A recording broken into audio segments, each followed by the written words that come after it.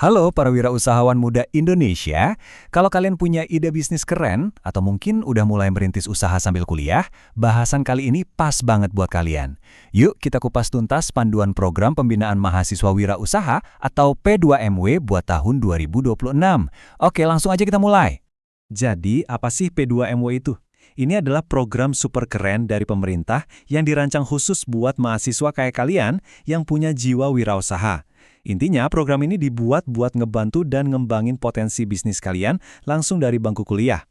Nah, ini nih, jiwa dari programnya. P2MW itu bukan cuma soal bisnis dan cari untung, tapi lebih jauh lagi ini tentang gimana kalian sebagai mahasiswa bisa menciptakan dampak yang nyata lewat usaha yang kalian bangun.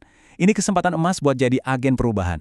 Terus kenapa ya program ini penting banget? Soalnya ini tuh bukan program main-main loh. Program ini nyambung langsung sama sebuah visi nasional yang super besar. Partisipasi kalian punya peran dalam mimpi jangka panjang Indonesia. Angka 8% ini apa ya?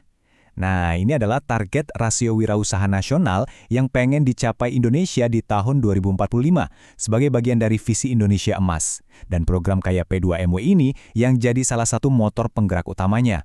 Keren kan? Jadi, bisa dibilang P2MW itu hadir sebagai jembatan. Program ini ngehubungin visi besar negara tadi dengan mimpi kalian masing-masing buat jadi pengusaha sukses. Jadi, ini tuh jawaban sekaligus fasilitas buat semangat wirausaha kalian yang membara. Oke, kalau secara resminya, P2MW itu adalah program pemerintah buat membangun ekosistem wirausaha yang kuat di kampus-kampus. Lewat program ini, kalian bakal dapat mentoring, ilmunya di-upgrade, dan yang paling penting, dapat pengalaman langsung buat ngebangun bisnis secara nyata.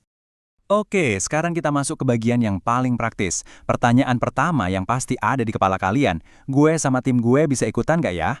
Nah, yuk kita bedah bareng-bareng syaratnya. Intinya gini, pertama, kalian harus mahasiswa aktif. Kedua, kalian harus bentuk tim, isinya 3-5 orang.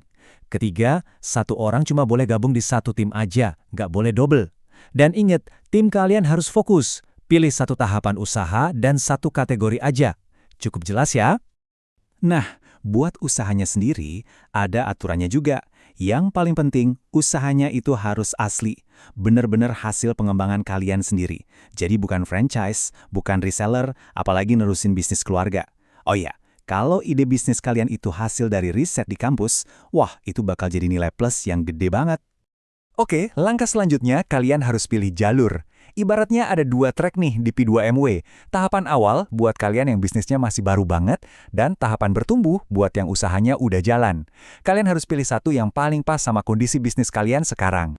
Nah, di sini kelihatan banget bedanya. Di sisi kiri, itu tahapan awal. Buat usaha yang umurnya di bawah 6 bulan, belum punya izin usaha resmi atau NIB, dan masih di tahap validasi ide.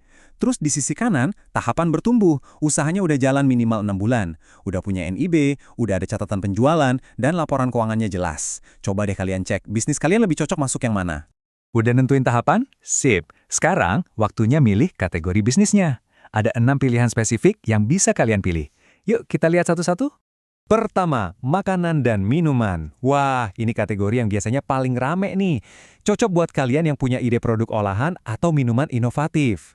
Nilai plusnya, kalau kalian bisa ngangkat bahan pangan lokal yang unik. Tapi ingat ya, yang dinilai itu produknya, bukan tempat usahanya kayak kafe atau restoran. Kedua, ada budidaya. Kategori ini luas banget loh, pokoknya semua yang berhubungan sama agrokompleks masuknya ke sini.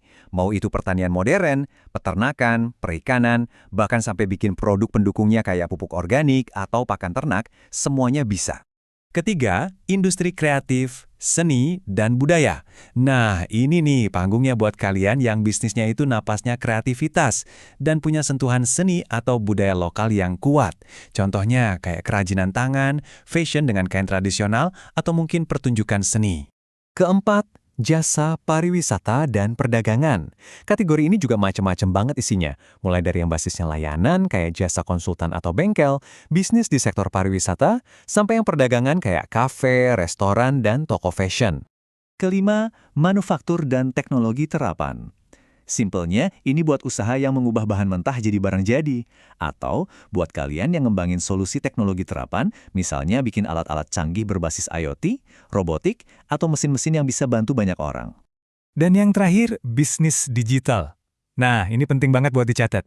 Kategori ini bukan sekedar jualan di marketplace atau media sosial ya. Ini khusus buat startup yang produk utamanya itu ya teknologinya sendiri. Contohnya kayak aplikasi, software, atau platform digital. Oke, ini juga wajib kalian perhatiin. Di semua kategori tadi, ada beberapa model bisnis yang jelas-jelas nggak boleh. Contohnya franchise, reseller, dropshipper, just tip. Pokoknya semua bisnis yang intinya cuma ngejualin lagi produk orang lain. Pastikan bisnis kalian bukan salah satunya ya. Oke, kalian udah tahu kan semua syaratnya, kategorinya, sama apa aja yang nggak boleh. Terus, abis ini ngapain? Apa langkah selanjutnya? Nah, sekarang pertanyaannya buat kalian. Coba tanyain ke diri sendiri, tanyain ke tim kalian.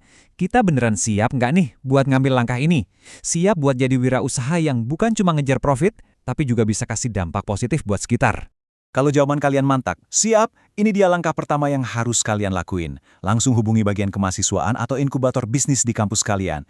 Mereka yang bakal ngasih info lengkap soal seleksi internal di universitas masing-masing. Jangan ditunda-tunda lagi guys, wujudin ide kalian sekarang juga.